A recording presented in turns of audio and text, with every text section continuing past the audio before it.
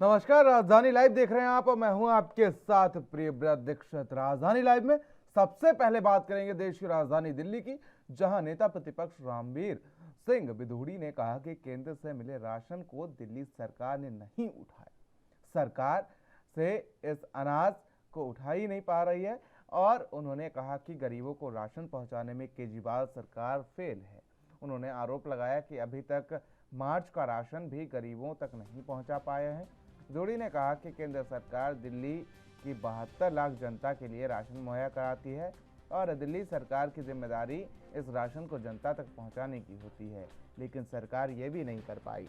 बिधूड़ी ने आशंका व्यक्त की है कि दिल्ली सरकार जानबूझकर केंद्र की मोदी सरकार को बदनाम करने के लिए ऐसा कर रही है। बिधूड़ी ने कहा कि मुख्यमंत्री अरविंद केजरीवाल समेत दिल्ली के सारे मंत्री दूसरे राज्यों में राजनीतिक दौरा में व्यस्त हैं और उन्हें दिल्ली की गरीब जनता की कोई चिंता नहीं है। उन्होंने कहा कि दिल्ली सरकार जानबूझकर ऐसा कर रही है ताकि वह केंद्र सरकार को बदनाम कर सके। उन्होंने कहा कि ये शर्म की बात है कि केजरीवाल अपनी राजनीति करने के लिए गरीबों को भूखा मारने पर तुले हुए हैं।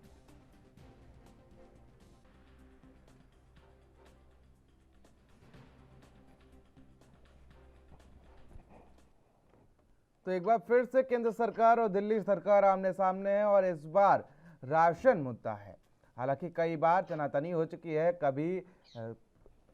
कभी मेडिकल कर्मचारियों के भत्ते को लेकर, कभी उनकी सैलरी को लेकर, लेकिन इस बार रामवीर सिंह बिधूड़ी केंद्र सरकार की तरफ से बोलते हुए नजर आए और उन्होंने दिल्ली सरकार को फिलहाल निशाने पर लिया है। राजीव तिवारी हमारे संवाददाता जुड़ चुके हैं। राजीव, क्या कुछ अपडेट है इसको लेकर? एक बार फिर से दिल्ली सरकार और बीजेपी की केंद्र की सरकार एक बार आमने सामने है और इसी को लेकर रामवीर सिंह बिधूड़ी जो नेता प्रतिपक्ष हैं उन्होंने एक बार फिर से दिल्ली सरकार पर निशाना साधा है। पर बात करें जिस तरीके से दिल्ली सरकार की और केंद्र सरकार की, तो दोनों अब दोबारा से आमने सामने होते हुए नजर आ रहे हैं और जिसी को इसको लेकर कहीं ना कहीं जो दुविधाएं हैं वो भी बनती नजर आ रही है। क्योंकि सबसे पहले बात करी जाए कि भाजपा की, तो भाजपा के द्वारा कहीं ना कहीं दिल्ली सरकार को घेरने की रणनीति दोबारा से बनाई जा रही है। क्योंकि जिस तरीके से दिल्ली सरकार कार्य कर रही है उससे कहीं ना कहीं शायद भाजपा को कहीं ना कहीं दिक्कतें होती नजर आ रही है और भाजपा के द्वारा जिस जो आरोप लगाए गए हैं उसमें जमीनी हकीकत पे बात करें तो कहीं ना कहीं वो भी कहीं ना कहीं सच होते हुए नजर आ रहे हैं। क्योंकि जिस तरीके से रामवीर सिंह बिधूड़ी ने जिस तरीके से कहा कि दिल्ली सरकार जो है वो राशन जो है वो गरीबों का राशन जो है वो केंद्र सरकार दिल्ली सरकार को देती है, वो दिल्ली सरकार जो है वो राशन जो है वो समय पर नहीं पहुंचा पा रही है।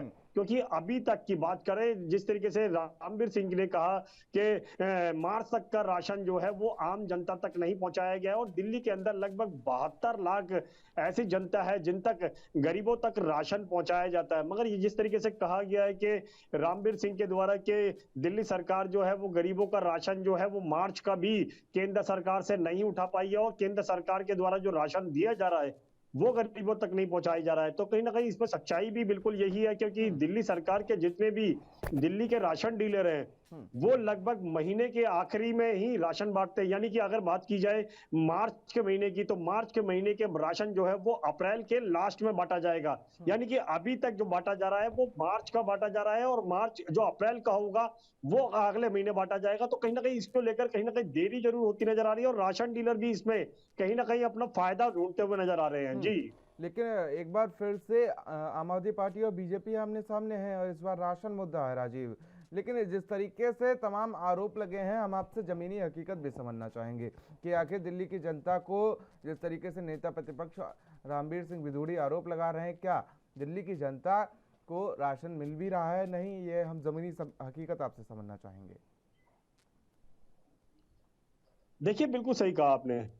यहाँ पर बात करें जिस तरीके से दिल्ली की जनता को राशन जो मिलना चाहिए वो बिल्कुल मिल रहा है, मगर उसमें भी कहीं ना कहीं देरी होती नजर आ रही है। क्योंकि जिस तरीके से बात करें हम मार्च के महीने की, तो मार्च के महीने के लिए जिस तरीके से रामवीर सिंह ने कहा कि मार्च का महीना राशन जो है वो दिल्ली सरकार ने केंद्र सरकार से नहीं उठाया और इसकी वजह से कहीं ना कहीं राशन जो है वो दिल्ली की जनता तक काफी देरी से पहुंच रहा है। ये इसमें सच्चाई भी है। क्योंकि अभी जो राशन डीलरों के द्वारा, यानी कि दिल्ली के जो राशन डीलर है वो जो जनता को राशन दे रहे हैं उसमें क्या क्या खेल किया जा रहा है, उसके अंदर सबसे बड़ी ये समझने वाली बात होगी, क्योंकि राशन कहीं ना कहीं 1 तारीख से लेकर 10 तारीख के बीच में बांटा जाता है, जिसके द्वारा कहीं ना कहीं जनता तक पहुंचाया जाता है। मगर यहाँ पर राशन डीलर जो है वो 1 तारीख से 10 तारीख के बीच में नहीं बांटते हैं, वो बांटते हैं लगभग 20 तारीख से लेकर 30 तारीख के बीच में, यानी कि महीने के आखिरी में। अगर जो व्यक्ति नहीं पहुंच पाता है समय पर तो उसको राशन नहीं मिलता है। यहाँ पर बात करें जिस तरीके से केंद्र सरकार को और दिल्ली सरकार के द्वारा जो राशन दिया जा रहा है वो है 4 किलो गेहूं और 1 किलो चावल और 1 किलो चीनी।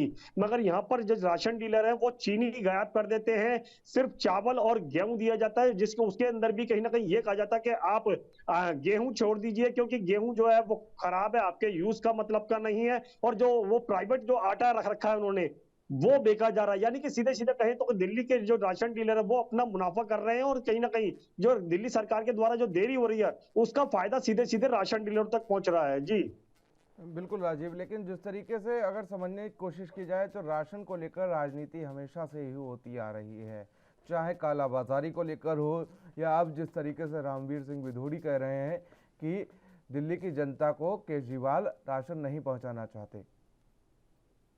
तो देखिए, बिल्कुल सही कहा आपने। यहाँ पर बात करें जिस तरीके से रामवीर सिंह की, तो रामवीर सिंह ने जिस तरीके से कहा दिल्ली सरकार जो है वो जनता तक ये मैसेज पहुंचाना चाहती है कि केंद्र सरकार उनको राशन नहीं दे रही है और जिसकी वजह से कहीं ना कहीं देरी हो रही है। इसमें सच्चाई क्या है यह दिल्ली सरकार और केंद्र सरकार ही तय करेगी। मगर यहाँ पर बात करें जिस तरीके से राशन जो देरी से मिल रहा है उसमें बिल्कुल सच्चाई है, क्योंकि राशन काफी देरी से मिल रहा है और जिसका फायदा जो है वो राशन डीलर उठा रहे हैं। मगर राशन डीलर जो है वो मिली भगत करके उठाते हैं, क्योंकि इसके अंदर जो दिल्ली सरकार के जो कर्मचारी होते हैं या फिर कहें जो छोटे मोटे नेता होते हैं उनसे सबसे मिली भगत कर कर इस तरीके के काम किए जाते हैं, जिससे कहीं ना कहीं जो मुनाफा है वो कुछ ही चुनिंदा लोगों तक ही पहुंचता है और दिल्ली की जनता तक जो राशन पहुंचना चाहिए उसमें जो कटौती हो जाती है। क्योंकि जो 4 किलो गेहूं होना चाहिए, 1 किलो चावल होना चाहिए, 1 किलो चीनी होनी चाहिए, उसमें जो फेरबदल किया जाता है, यानी कि सीधे सीधे कहें या तो फिर राशन जनता तक पूरा तो पहुंचता नहीं है, या फिर वो पैसों के द्वारा पहुंचता है, या फिर उसमें कहीं ना कहीं कालाबाजारी की जाती है। मगर जिस तरीके से दिल्ली सरकार के द्वारा राशन जो है देरी से बांटा जा रहा है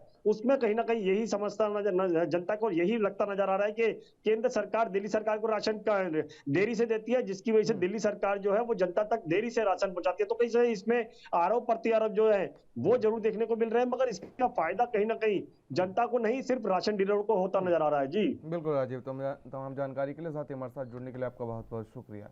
तो दिल्ली में एक बार फिर से आम आदमी पार्टी और बीजेपी राशन को लेकर आमने सामने। चलिए पंजाब की ओर रुख कर लेते हैं, जहां पर पंजाब के 6 सीमावर्ती जिलों में राष्ट्रीय सुरक्षा पर विशेष ध्यान केंद्रित करते हुए पंजाब के राज्यपाल बनवारी लाल पुरोहित ने शनिवार को केंद्रीय और राज्य सुरक्षा एजेंसियों के बीच आपसी तालमेल की जरूरत पर विशेष जोर दिया है, जिससे देश की एकता और अखंडता को हर हाल में कायम रखा जा सके।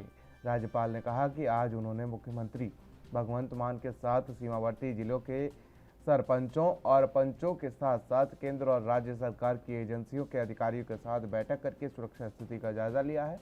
राज्यपाल ने कहा कि बैठक का मुख्य एजेंडा इन जिलों की सुरक्षा को मजबूत करने के लिए एक मजबूत तंत्र तैयार करना था, खासकर जब पड़ोसी देश ड्रोन के जरिए नशे और हथियारों की तस्करी कर पंजाब में अशांति पैदा करने के तरीके ढूंढ रहा हो।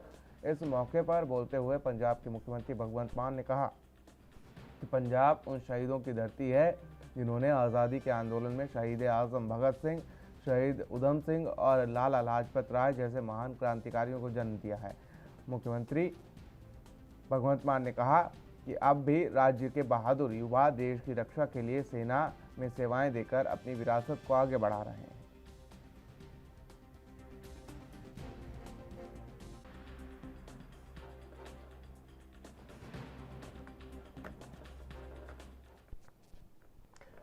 तो राज्यपाल बनवारी लाल पुरोहित और सीएम भगवंत मान कल फाजिल्का में मौजूद थे और इसी दौरान उन्होंने सीमावर्ती जिलों को लेकर चर्चा की और साथ ही सीएम भगवंत मान ने कहा कि राज्य के युवा और जो लोग हैं वो राजनीतिक विरासत के साथ साथ अपनी विरासत को आगे बढ़ाते हुए नजर आ रहे हैं। तो फिलहाल तमाम अपडेट्स और जानकारी के साथ अमित कुमार संवाददाता हमारे साथ चंडीगढ़ से लाइव जुड़ चुके हैं।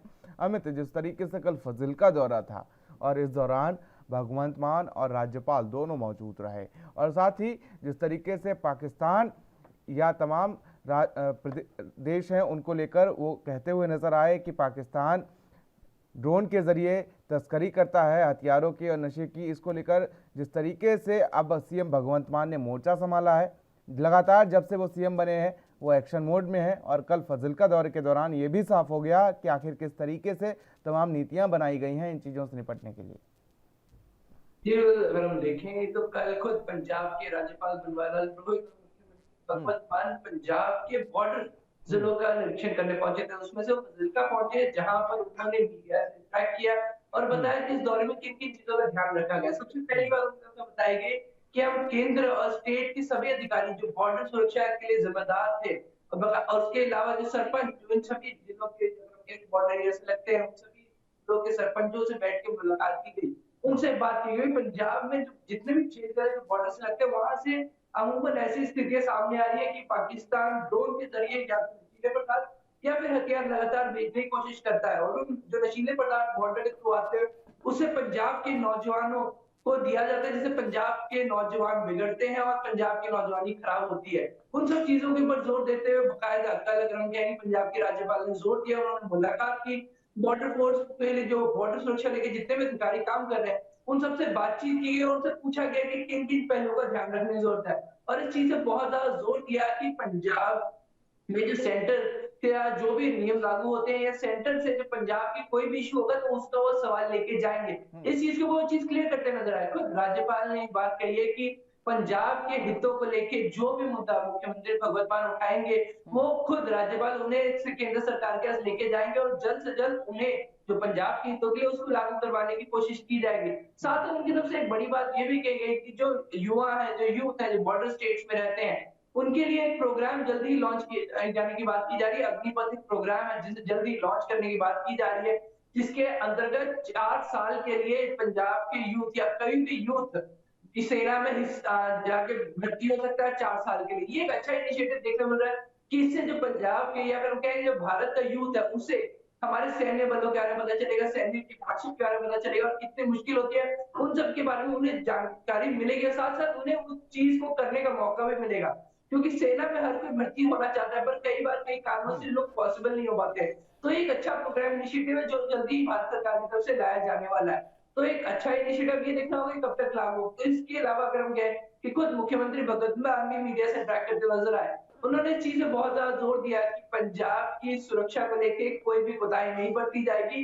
जितना हो सके उतनी कोशिश की जाएगी पंजाब को सेफ रखा जाए, पंजाब में नशे की जितना हो उसके ऊपर रोकथाम लगाई जा सके। इसके अलावा एक और चीज हमें बताई कि 12 अप्रैल को गृह मंत्री अमित शाह से वो राष्ट्रीय सुरक्षा को लेकर मुलाकात करने वाले हैं। ऑफकोर्स क्योंकि बाकायदा एक बॉर्डर स्टेट के सूबे के मुख्यमंत्री तो ऐसे में रेगुलरली उनकी मुलाकात गृह मंत्री से होती रहती है, क्योंकि हम लोग हमारे पास काफी बड़ा बॉर्डर एरिया है और जो एक्टिव बॉर्डर एरिया क्योंकि पंजाब के बॉर्डर एरिया कई बार इंसिडेंट हुआ है कि हथियार और नशा के सामग्री रोड के जरिए आती रही है। तो इसको लेके 12 तारीख को खुद मुख्यमंत्री भगवंत मान गृह मंत्री से मिलने जाएंगे। तो ये कुछ बड़े खुलासे किए गए हैं उनकी तरफ से। जी, लेकिन जिस तरीके से सीएम भगवंत मान कहते हुए नजर आते हैं कि पंजाब की सुरक्षा के साथ कोई समझौता नहीं, जिस तरीके से पूर्व सरकार में हमने देखा कि पीएम मोदी का जब दौरा था तो जिस तरीके से सुरक्षा में चूक हुई थी, लेकिन इस बार लगातार एक्शन मोड में नजर आ रहे हैं। जिस तरीके से वो कहते हैं कि पंजाब की सुरक्षा ही हमारी पहली प्राथमिकता है, जिसके चलते उन्होंने तमाम टास्क फोर्स का गठन किया है कि पंजाब के लोगों को सुरक्षा का एहसास कराया जा सके। जी, अगर हम बात करें आम आदमी पार्टी जब सत्ता में आने वाली थी या फिर हम कहेंगे जब इलेक्शन चल रहे थे, तो उनकी नंबर 1 प्रायोरिटी थी पंजाब की लॉ एंड ऑर्डर सिचुएशन, दूसरी प्रायोरिटी उनकी एजुकेशन थी। दोनों ही चीजों पे पूरी तरह से आम आदमी पार्टी सरकार ने आते ही जोर देना शुरू कर दिया, चाहे भर्तियों को लेकर हम बात कर लें या फिर लॉ एंड ऑर्डर सुरक्षा को लेकर हम बात करना शुरू कर दें। अगर हम कहें कि लगभग 1 महीना सीधे तौर पे हम कह सकते हैं कि आम आदमी पार्टी की सरकार को हो चुका है। 10 मार्च अगर हम बात करें शपथ ग्रहण रिजल्ट आने के बाद से लगभग हम कहें कि प्रोसेस स्टार्ट हो चुके हैं। तो अब ये देख सकते हैं कि आम आदमी पार्टी ने प्रायोरिटाइज में क्या रखा है, पंजाब की law and order situation, Punjab के गैंगस्टर कल्चर को खत्म करने की कोशिश। अगर हम कहें कि जो एंटी गैंगस्टर टास्क फोर्स बनाई गई है उसका काम ये है कि पंजाब में गैंगस्टर कल्चर खत्म करें। गैंगस्टर कल्चर खत्म होने से तो ड्रग का नेक्सस खत्म होगा, ड्रग का नेक्सस खत्म हो जाएगा तो पंजाब का यूथ जो नशे की तरफ जाता हुआ नजर आ रहा है, जो जितने भी लोग नशे की तरफ जा रहे हैं उनके ऊपर रोकथाम लग जाएगी। तो कई बड़े इनिशिएटिव दिए गए हैं और ये अच्छे इनिशिएटिव है। इन सब इनिशिएटिव्स का लोगों ने स्वागत किया है। और लोग चाहते हैं कि जो प्रोग्राम शुरू किए गए अंत तक जाए, ताकि ग्राउंड लेवल तक इम्प्लीमेंट हो और ज्यादा से ज्यादा लोगों तक इनका फायदा हो। क्योंकि अगर पंजाब में गैंगस्टर कल्चर खत्म हो जाता है तो पंजाब में लॉ एंड ऑर्डर की सिचुएशन ऑलरेडी अच्छी हो जाएगी, क्योंकि पहले पंजाब पुलिस काफी ज्यादा मेहनत कर रही है, पर जो असली अगर दिक्कत परेशानियां आती है, जो लॉ एंड ऑर्डर सिचुएशन खराब करते हैं, वो गैंगस्टर्स ही होते हैं। और अगर गैंगस्टर्स को पे नकेल लग जाती है तो पंजाब की लॉ एंड ऑर्डर की सिचुएशन बहुत ज्यादा सुधर जाएगी। जी बिल्कुल अमित, तमाम जानकारी के लिए, साथ ही हमारे साथ जुड़ने के लिए आपका बहुत बहुत शुक्रिया अमित। तो जिस तरीके से पंजाब के सीएम भगवंत मान ने जब से कुर्सी संभाली है तब से लगातार वो एक्शन मोड में नजर आ रहे हैं, और इसी के साथ अब राज्यपाल बनवारी लाल पुरोहित के साथ उन्होंने प्रेस कॉन्फ्रेंस की, और इस दौरान उन्होंने कहा कि पंजाब की सुरक्षा को प्राथमिकता दी जाएगी। और सीधे लिए चलते हैं आपको देश की आर्थिक राजधानी मुंबई की ओर, जहां पर राकांपा अध्यक्ष और अघाड़ी सरकार के किंगमेकर शरद पवार के घर पर एसटी कर्मियों के हमले की घटना से मुख्यमंत्री उद्धव ठाकरे बेहद नाराज है। और इस हमले पर ठाकरे ने शनिवार को गृह मंत्री दिलीप वालसे पाटिल और मुंबई पुलिस कमिश्नर संजय पांडे और मुख्यमंत्री निवास वर्षा पर तलब किया। आपको बता दें कि शुक्रवार को पवार के घर पर अचानक एसटी कर्मियों के हमले के बाद से गृह विभाग के खुफिया तंत्र के पूरी तरह से फेल होने की खबर सामने आई है। तो वहीं इसी को लेकर तमाम सवाल खड़े हो गए हैं। मुख्यमंत्री के इन्हीं सवालों की समीक्षा के लिए गृह मंत्री के साथ मुंबई पुलिस कमिश्नर को तलब किया। ठाकरे जानना चाहते हैं कि इस पूरे मामले में आखिर चूक कहां हुई। सूत्रों के मुताबिक ठाकरे ने साफ तौर पर कहा है कि वीआईपी नेताओं की सुरक्षा में इस तरह की कोताही को कतई बर्दाश्त नहीं किया जाएगा। उन्होंने गृह विभाग को और सतर्क रहने के निर्देश दिए हैं ताकि भविष्य में इस तरह की घटना दोबारा ना हो सके। गृह मंत्री पाटिल ने शरद पवार से भी मिले और शुक्रवार को हुई घटना के बारे में हुई चूक को लेकर अपनी सफाई दी। शिवसेना प्रवक्ता संजय राउत ने भी शनिवार को सिल्वर ओक पर जाकर शरद पवार से मुलाकात की और उन्होंने इस मामले में जहां विपक्ष को घेरा, वहीं परोक्ष रूप से गृह विभाग के काम को लेकर भी सवाल खड़े किए हैं। राउत का कहना है कि वकील गुणरत्न सर्वदत्ते पिछले 6 महीने से एसटी कर्मियों को उकसा रहे हैं। ऐसे में समय रहते हुए उन पर कार्रवाई की जानी चाहिए थी। कानून को सख्त बनाने की जरूरत है। जो भी सुरक्षा में कुछ लैप्स हुई है तो उसके बारे में हम पूरी जांच करेंगे, इंक्वायरी करेंगे। जो जिम्मेदार है उसके खिलाफ कार्रवाई की जाएगी। सुप्रिया सुले की सुरक्षा बढ़ाई गई। हाँ, पूरी पवार फॅमिली की सुरक्षा बढ़ाई गई। सर 11 तारखेला म्हणजे समज देण्यात परत एकदा आलेला आहे दरेकर यांना। आता असा आरोप केला जातोय भाजपकडनं की मुद्दामून या स्वरूपातल्या कारवाई केल्या जात आहेत एका बाजूला। पोलीस आपली कामगिरी करतायत, त्याच्यामध्ये राजकारणाचा काही भाग नाही। त्याच्यामध्ये पोलीस आपली कामगिरी करतायत। धन्यवाद, थँक्यू।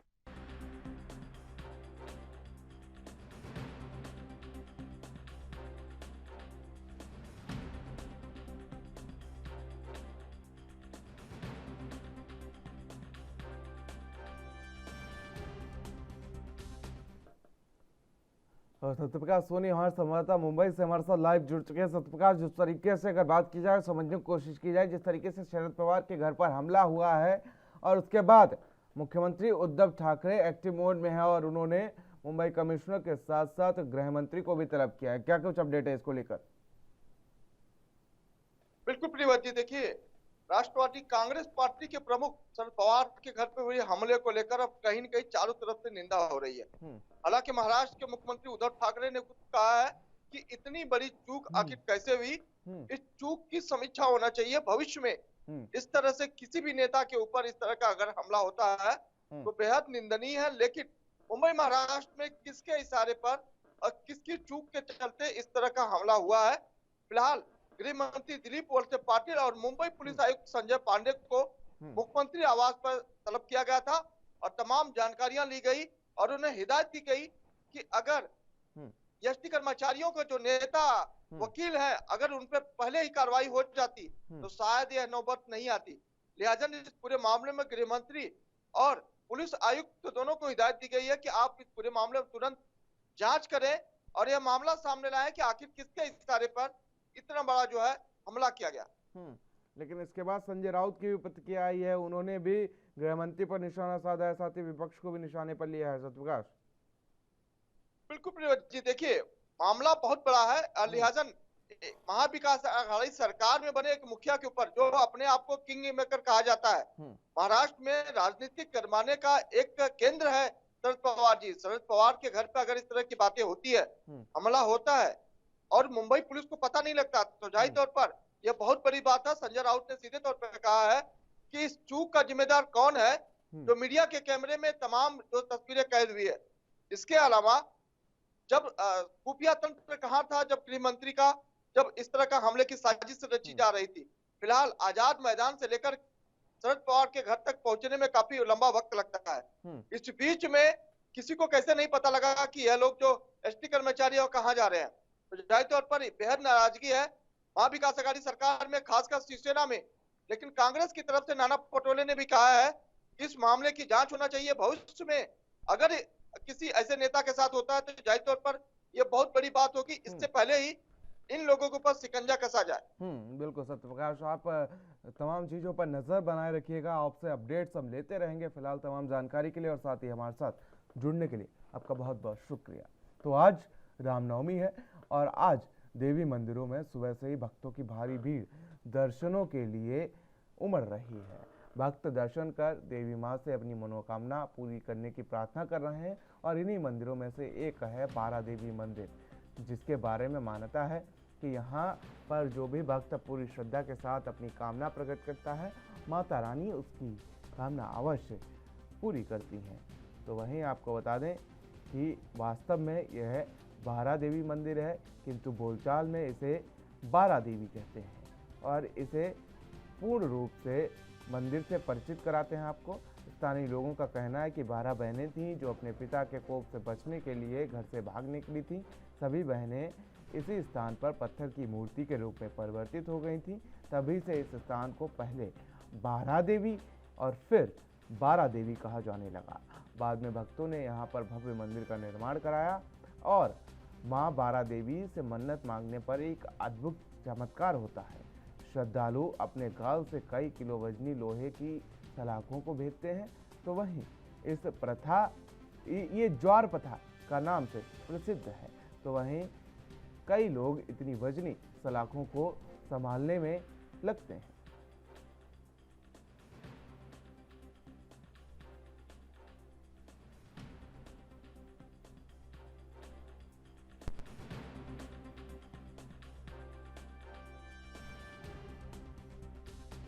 तो आपको बता दें कि आज रामनवमी के दिन मां बारा देवी मंदिर में भारी भक्तों की भीड़ उमड़ी है और इस मंदिर के बारे में ये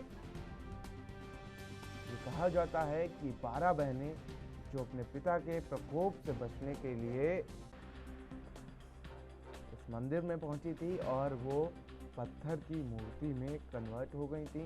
पहले इस मंदिर को बारा देवी कहा जाता था, लेकिन आम बोलचाल में अब इस मंदिर को बारा देवी कहा जाता है।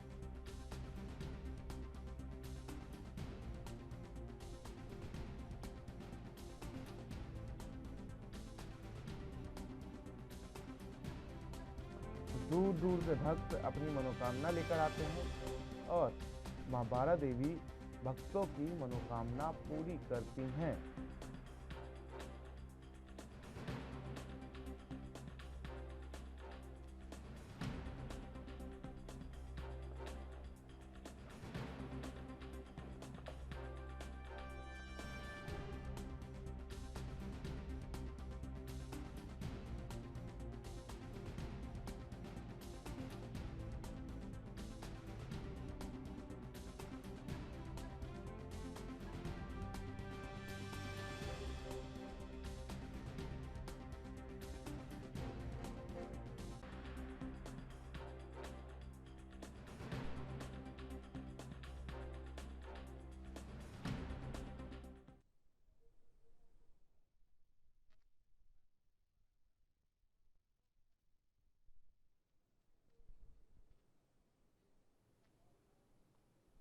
और यहाँ रुकेंगे छोटे से ब्रेक के लिए।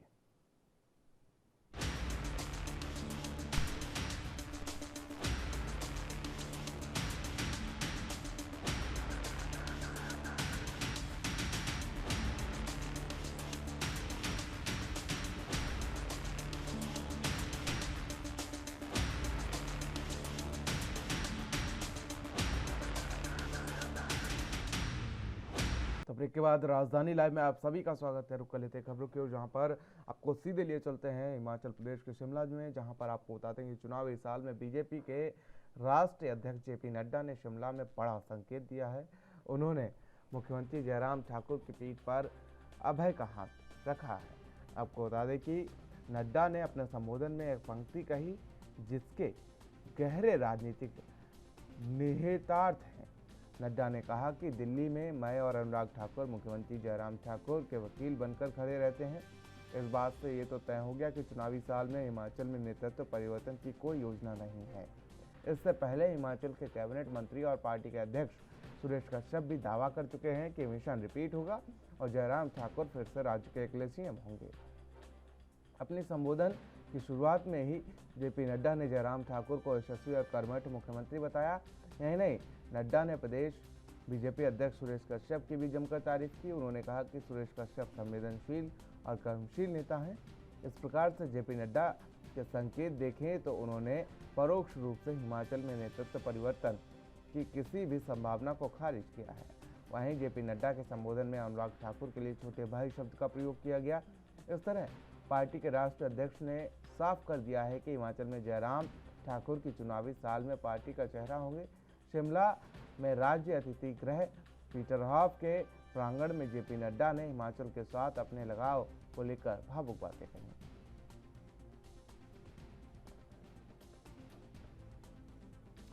तो आपको बता दें कि जेपी नड्डा ने शिमला में बड़े संकेत दिए हैं। आपको बता दें कल रैली को संबोधित करते हुए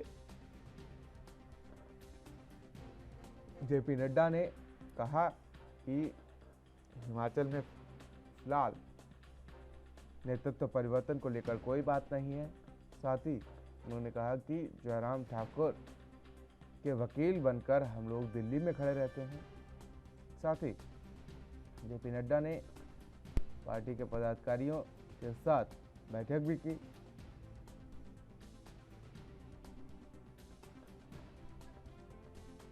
जेपी नड्डा का शिमला दौरा है और लगातार आपको बता दें कि वो शिमला में जनसभाएं कर रहे हैं। 3 दिवसीय दौरा है और इसी दौरान तमाम चीज़ें देखने को मिलेगी। जिस तरीके से बीजेपी चुनावी बिगुल फूंकती हुई नजर आ रही है और चुनावी बिगुल के साथ साथ आपको बता दें कि 2022 के अंत में होने वाले विधानसभा चुनाव की पटकथा भी लिखती हुई नजर आ रही है।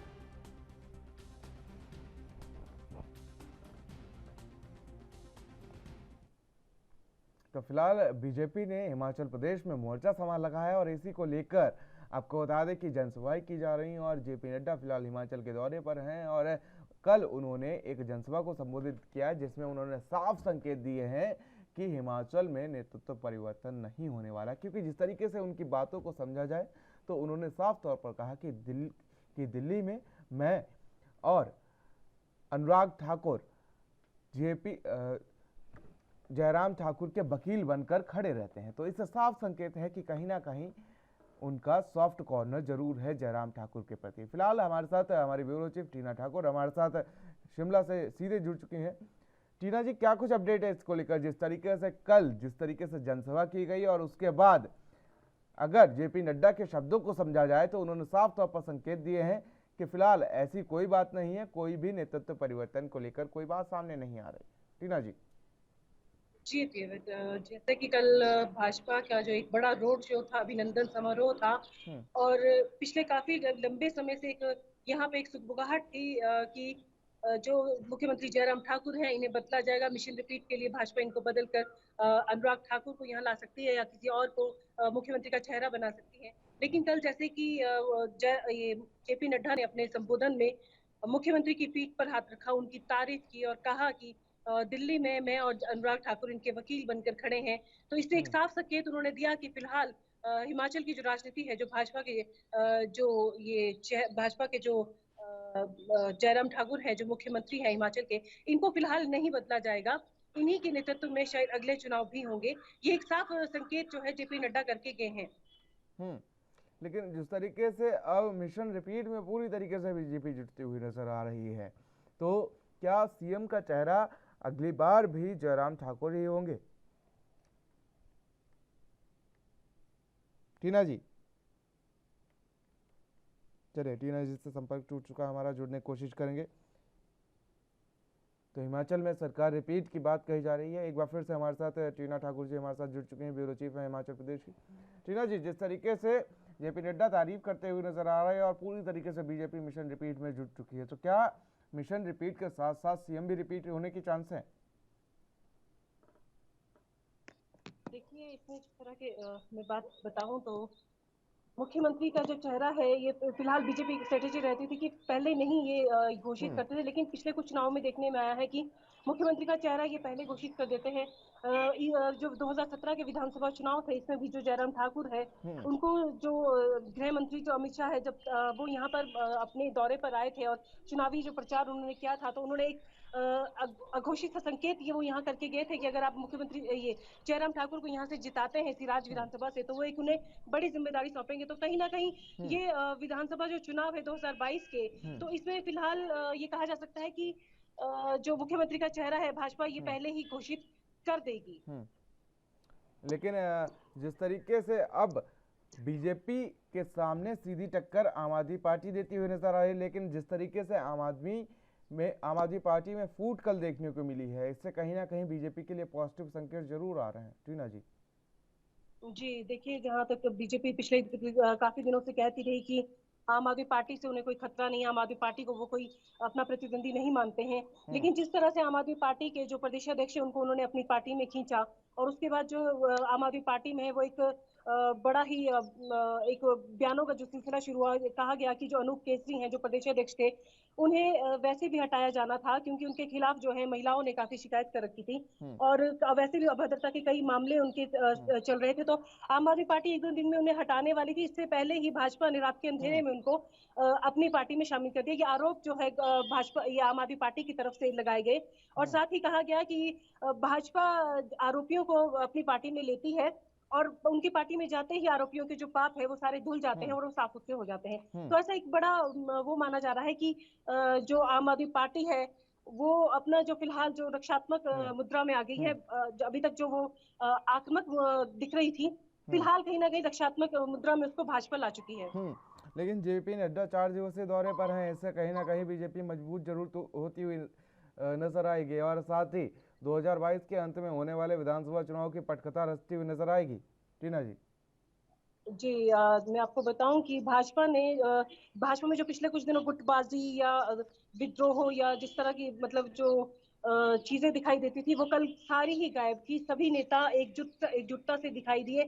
नड्डा ने ये साफ संकेत दिए कि अगर हमें मिशन रिपीट करना है तो हमें अपनी सारी जो प्रतिद्वंदिताएं हैं, जो राजनीतिक द्वेष है, उनको अब अलग रख के करना पड़ेगा। तो ये जो एक बड़ा जो पिछले कल जो एक संकेत देकर गए हैं, जो एक बड़ा प्रदर्शन जो शक्ति प्रदर्शन जो कहेंगे, वो जेपी नड्डा उसको सफलता से कर गए हैं। और एक जो मनोबल है कार्यकर्ताओं में, वो एक जोश फूंक कर गए हैं कि हम मिशन रिपीट कर रहे हैं और इसके लिए हम सब एकजुट हैं।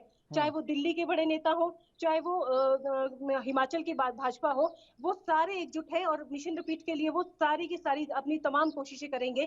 क्योंकि जेपी नड्डा पे मैं पहले भी कह चुकी हूँ कि एक दबाव भी है, क्योंकि 4 राज्यों में वो मिशन रिपीट कर चुके हैं और जो हिमाचल है वो उनका अपना गृह राज्य है। अगर वो यहाँ मिशन रिपीट नहीं करते हैं तो काफी जो है वो सवालों के घेरे में भाजपा आ सकती है। तो यहाँ अब जो अगला जो उनका टारगेट है वो हिमाचल है, इसलिए वो 3 दिन की जगह जो पहले 3 दिन का उनका दौरा था उसको 4 दिन किया गया। इस दौरान वो आज जो है अर्की भी पहुंचेंगे और वहां पे नमहोल में एक बैठक लेंगे। इससे कुछ देर बाद मैं बताऊं शिमला में एक प्रेस वार्ता को भी संबोधित करेंगे। इसके बाद वो बिलासपुर के लिए निकलेंगे। बिलासपुर से पहले वो अर्की मंडल की बैठक लेंगे, नमहोल में वो कार्यकर्ताओं की बैठक लेंगे। तो जो जेपी नड्डा है वो जो अपना दौरा है उसमें जो कार्यकर्ता है वो उनका जो वो है कि वो कल भी देर रात तक उन्होंने कोर ग्रुप की बैठक ली है, भाजपा विधायक दल की बैठक ली है, कार्यकर्ताओं की बैठक ली, आईटी विभाग की बैठक ली है।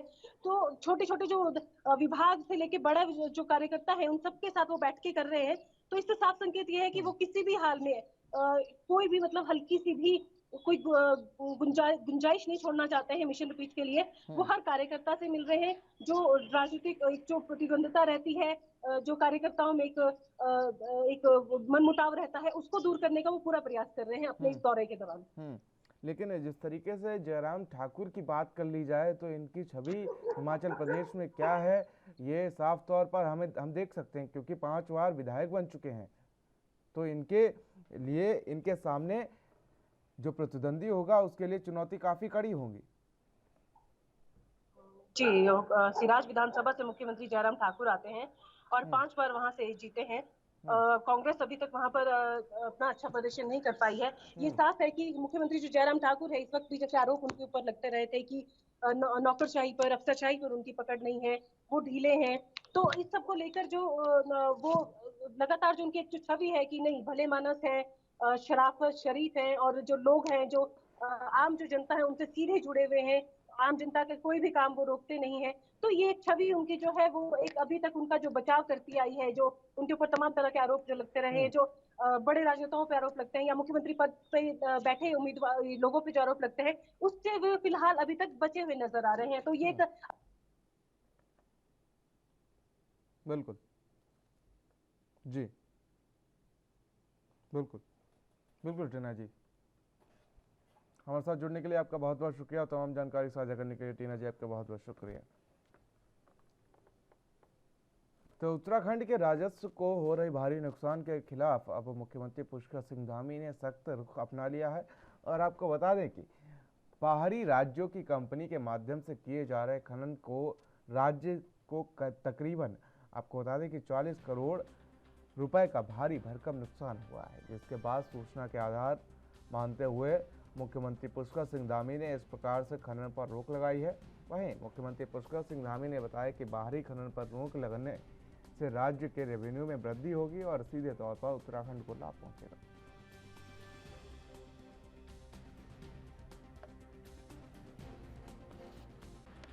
जो पिछले दिनों का हमने जो निकाला है लगभग 40 करोड़ रुपए का जो हमको यहाँ पर राजस्व का घाटा हो रहा था और ऐसी सूचना मिल रही थी लगातार, उस सूचना को हमने आधार मानकर अधिकारियों को निर्देश दिए थे कि इस पर सख्त कार्रवाई करें। उस पर सख्त कार्रवाई हो रही है, जिससे हमारे उत्तराखंड राज्य का रेवेन्यू बढ़ेगा, यहाँ का जो है जो भी हमारा खनिज है वो लोगों के काम आएगा।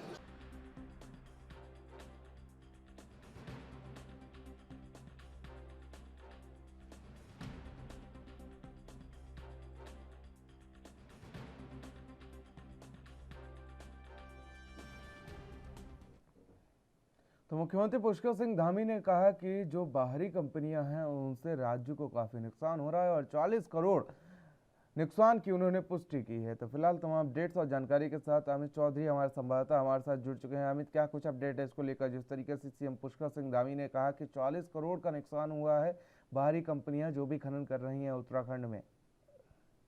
प्रियवत, आपको बता दूं कि उत्तराखंड की जो यहाँ पर राजस्व का सबसे बड़ा जरिया है वो खनन है और उसको लेकर के राज्य सरकार का हमेशा एक लक्ष्य रहता है कि राज्य में प्रतिवर्ष इतना खनन किया जाए।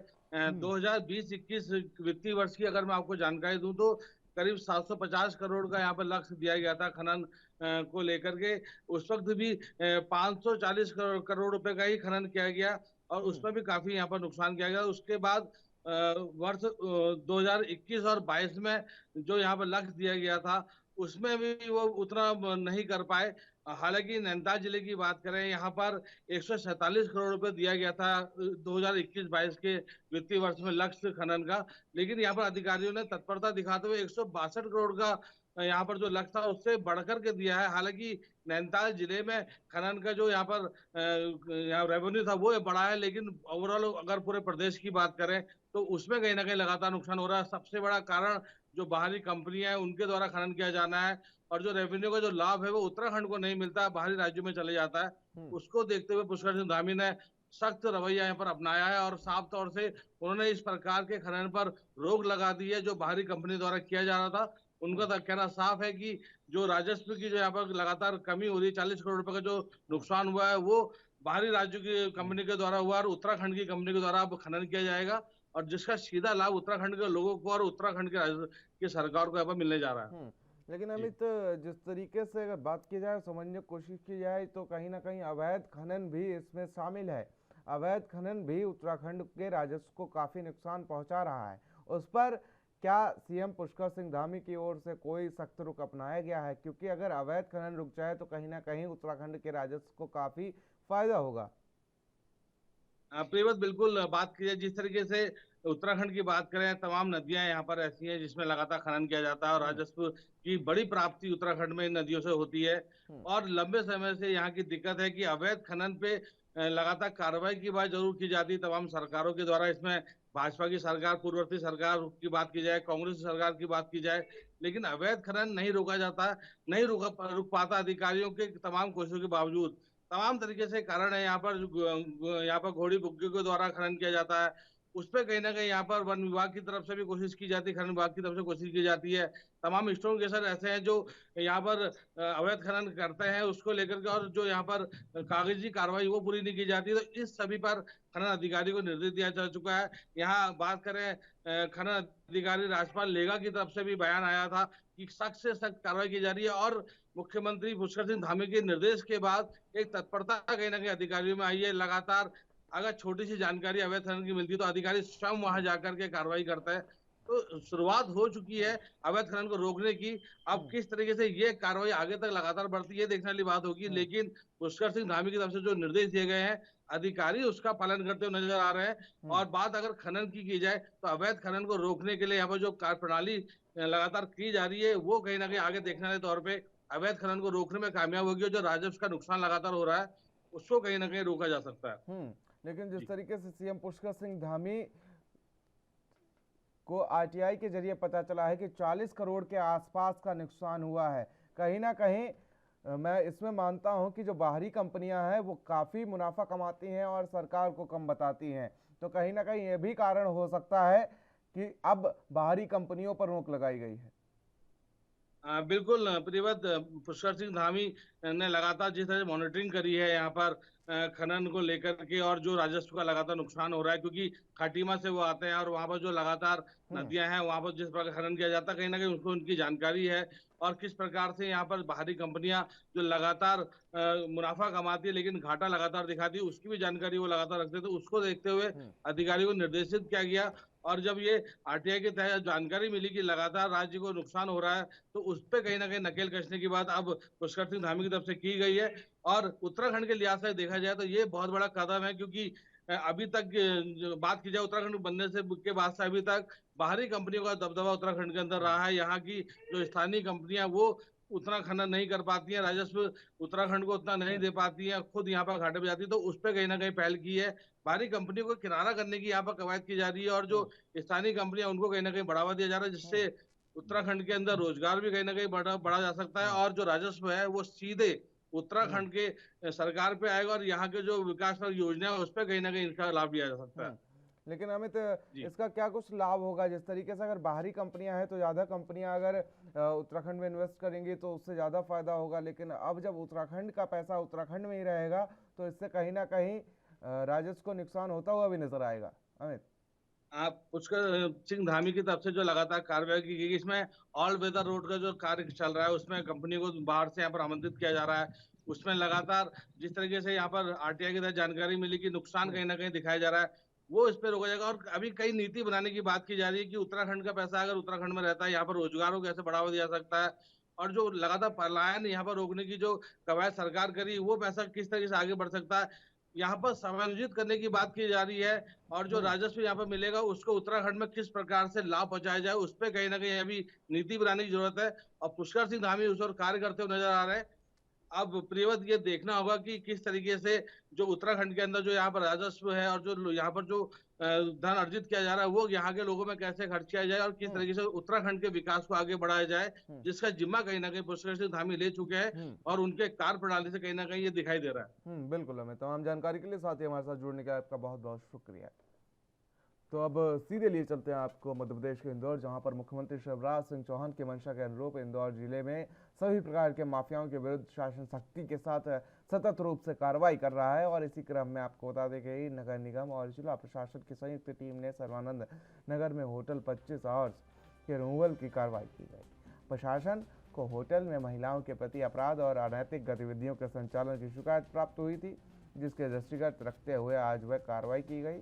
कलेक्टर मनीष सिंह ने कहा कि होटल 25 आवर्स के विरुद्ध की गई कार्रवाई से अन्य सभी अनैतिक और असामाजिक गतिविधियों में लिप्त व्यक्तियों को संदेश दिया गया है कि जिला प्रशासन पूरी सख्ती के साथ आपराधिक गतिविधियों पर अंकुश लगाने के लिए कार्रवाई करेगा। इसमें किसी भी प्रकार की ढिलाई नहीं बरती जाएगी। आपराधिक गतिविधियों से भी स्वच्छ होगा। और इंदौर कलेक्टर मनीष सिंह ने कहा कि मुख्यमंत्री शिवराज सिंह चौहान द्वारा सख्त निर्देश दिए गए हैं कि जिले में किसी भी तरह की माफिया न पनपे। हमें शहर को भूमाफिया, अवैध खनन mafia, ration mafia, drugs mafia, मिलावटखोरी, एडवाइजरी और फाइनेंशियल संस्थाओं द्वारा की जा रही धोखेबाजी के साथ अन्य अपराधों से मुक्त कराने के लिए लगातार अभियान चलाकर इंदौर को सेफ सिटी के रूप में विकसित करना।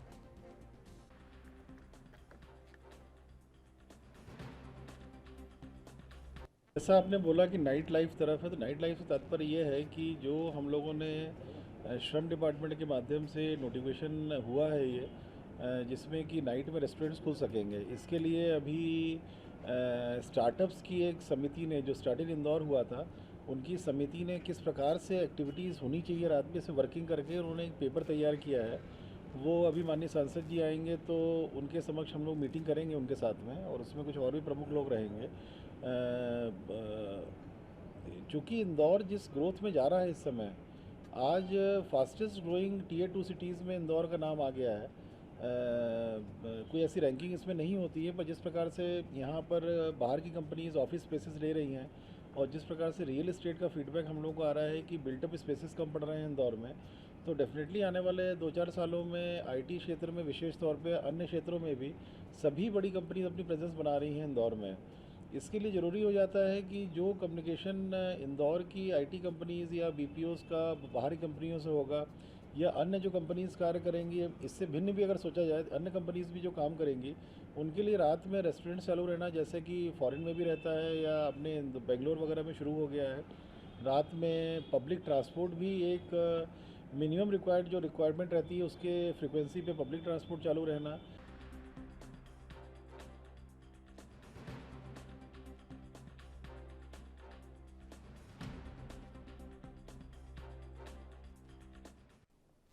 तो फिलहाल इंदौर को सेफ सिटी बनाने के लिए कलेक्टर ने अभियान छेड़ दिया है, और कैसे इसको सेफ सिटी बनाया जाएगा इसको लेकर पूरी रूपरेखा तैयार कर ली गई है। फिलहाल गणेश तिवारी हमारे संवाददाता इंदौर से हमारे साथ लाइव जुड़ चुके हैं। गणेश, क्या कुछ रूपरेखा मनीष सिंह जो वहां के कलेक्टर है उन्होंने बनाई है, और उसको लेकर सीएम शिवराज सिंह चौहान की जिस तरह से मंशाएं हैं उस पर किस तरीके से काम किया जा रहा है? गणेश, समझना चाहेंगे आपसे।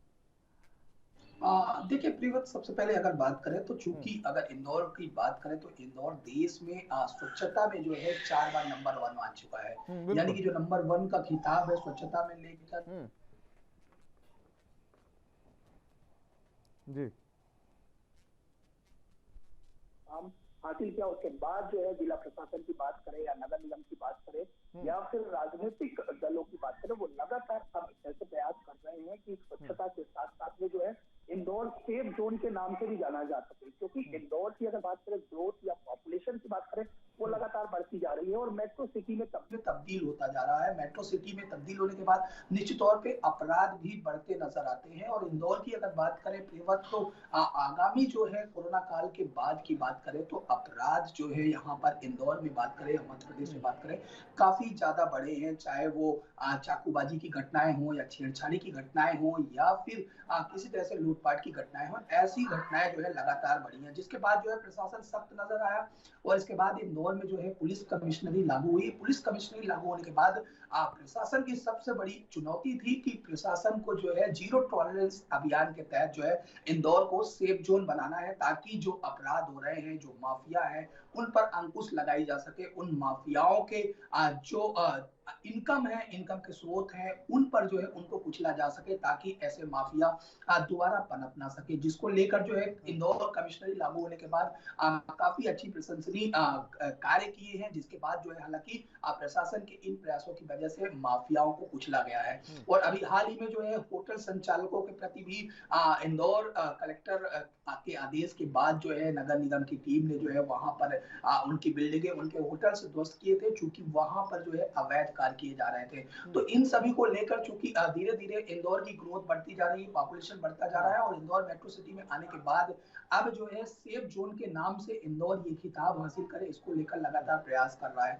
वही बात करें तो चूंकि इंदौर अब जो है 24 घंटे खोलने की भी तैयारी की जा रही है, ताकि जो बाहर के लोग हैं या फिर बाहर की कंपनियां हैं उनमें जो कार्यरत है उनको लेकर जो है पब्लिक ट्रांसपोर्ट हो या फिर खाने पीने की चीजें हो, ऐसी अन्य जो जरूरी चीजें हैं वो 24 घंटे ताकि लोगों को आसानी से अवेलेबल हो सके, मिल सके। तो यानी कि मेट्रो सिटी की तर्ज पर जो है इंदौर को भी अब बनाया जा रहा है और सेफ जोन बनाने को लेकर लगातार जो है ऐसे माफिया उन पर जो है अंकुश लगाया जा रहा है, उन माफियाओं को जो है कुचला जा रहा है, जिसको लेकर कलेक्टर मनीष सिंह ने भी जो है मुख्यमंत्री शिवराज सिंह चौहान के निर्देश के बाद जो है अब ऐसी प्लानिंग की है, ऐसी रूपरेखा तैयार की है कि जो माफिया है जिनके कई अपराध जो है थानों में दर्ज है, वो लगातार ऐसी घटनाओं को अंजाम देते हैं, उनको जो है सबसे पहले टारगेट करके उन पर कंट्रोल या नियंत्रण करना जरूरी है, जिसको लेकर अब उनकी इनकम स्रोत को कुचला जा रहा है, उनको चिन्हित किया जा रहा है, उनके जो अवैध संचालन है या जहां से वो अवैध कार्य करते हैं उन पर जो है अंकुश लगाया जा रहा है, उनको ध्वस्त किया जा रहा है। हाल ही में अगर बात करें तो एक